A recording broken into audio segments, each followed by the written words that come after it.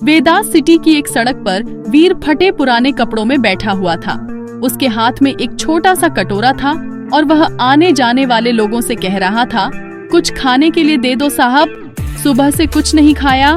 कुछ लोग उसे नजरअंदाज कर देते तो कुछ छोटे मोटे सिक्के डालकर आगे बढ़ जाते। तभी थोड़ी देर बाद एक बड़ी चमचमाती कार वहां आकर रुकती है। कार से इमली बाहर निकलती है। वह एक अमीर बिजनेसमैन की बेटी थी और अपने पैसे पर उसे बहुत घमंड था।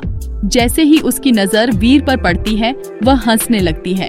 इमली ताने मारते हुए कहती है, काम करने की बजाय भीख मांगना आसान लगता है ना। फिर वह अपनी जेब से एक सिक्का निकालकर वीर की तरफ फेंक देती है। वीर जैसे ही जमीन पर गिर सिक्का देखता है, उसकी आंखों में आंसू छलक आते हैं। वह शांत आवाज में कहता है, मैं भीख मांगता हूँ लेकिन अपनी इज्जत नहीं बेचता। इमली उसकी बात सुनकर भी नहीं रुकती। वह उसे भला बुरा कहती है और वापस अपनी कार में बैठकर वहां से निकल जाती है। वीर बस चुपचाप उसे जाते हुए देखता रहता है।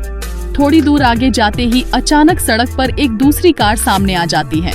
उसे बचाने के चक्कर में इमली अपनी कार से कंट्रोल खो बैठती है। धड़ाम!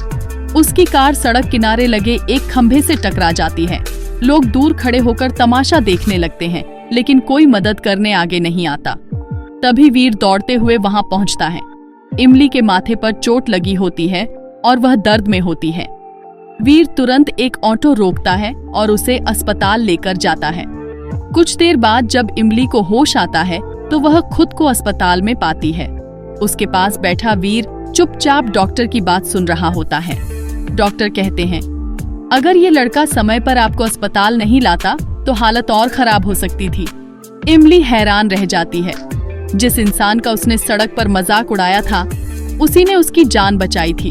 उसकी आंखें शर्म से झुक जाती हैं। दोस्तों, अगर आप लोग हमें पसंद करते हैं तो हमारे इस चैनल को सब्सक्राइब करो जल्दी। फिर मिलेंगे नई एडवेंचर वीडियो में।